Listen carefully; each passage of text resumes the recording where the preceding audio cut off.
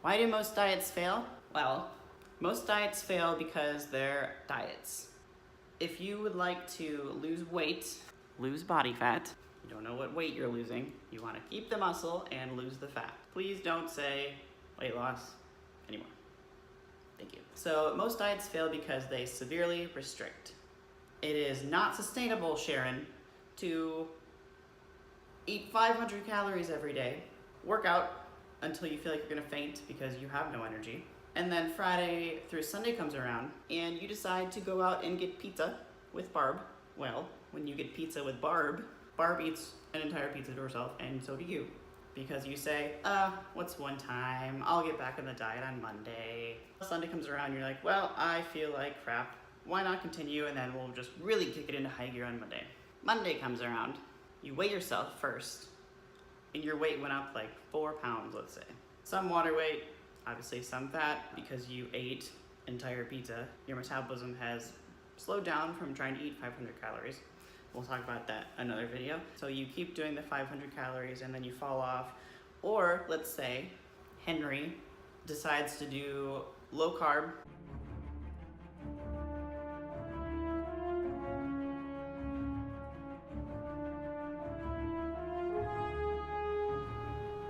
He's seen a few of his friends have success with it. They dropped weight. Let's say they dropped 20 to 30 pounds. What kind of weight did they drop? If you put them on a medical grade DEXA scanner, it might show that they dropped 10 pounds of fat and 10 pounds of lean tissue.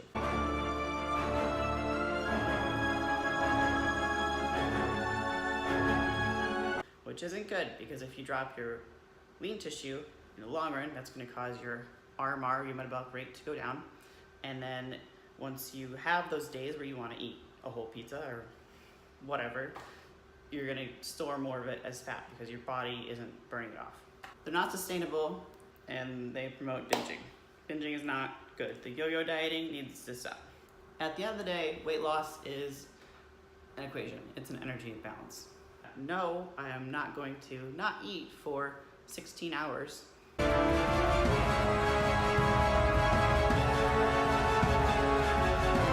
You don't need to do any of that.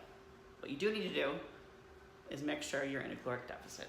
So you need to burn more than you are taking in order to lose. And then also what you eat and how you work out determines, and genetics determines, what you lose of the weight.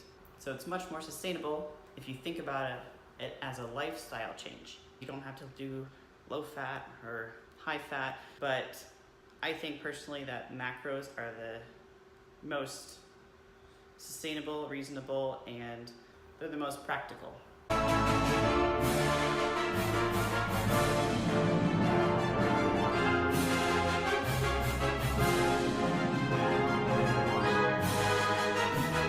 Also, things like Weight Watchers, they are just telling you to count numbers. So if you're gonna count numbers and not learn actually what's in certain foods and why you need to eat that, then you might as well just count macros. And learn at the same time. I don't want you to rely on anything for the rest of your life. So that's why I think macro counting is fantastic. You can still go out with your friends and enjoy life. You don't have to cut out any of your favorite foods. I do have a recipe part on my website if you do want to learn how to do some of those good foods. And the whole paleo thing with CrossFit also really kills me, because you are pushing past your anaerobic threshold many times during that workout. I've done CrossFit and I felt like I was dying and my heart rate was the entire time. I hadn't eaten very many carbs, which paleo is, you're gonna feel like crap if you don't have any glucose to burn. It can also use gluconeogenesis and turn the protein and amino acids into glucose if it needs them. So you're either feeling like crap or you're wasting your amino acids. You don't need to eat all organic. You don't need to eat what our ancestors ate. There's so many fads out there, guys, that I just... Also, when people say, well, what should I eat to lose fat? What you should eat is less calories.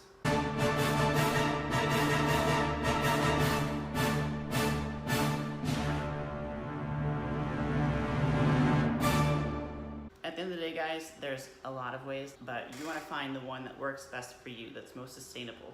As soon as you sign yourself up for, and you say, I'm gonna go on a diet, you pretty much have already failed.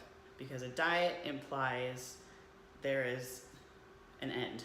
It is a certain amount of time until you reach a goal, and then if you go back to normal, what's gonna happen? You're slowly gonna creep back up there.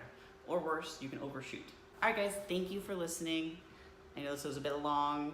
Please comment down below and subscribe to the channel and tell me what videos you want next, and I will do them for you. Bye guys.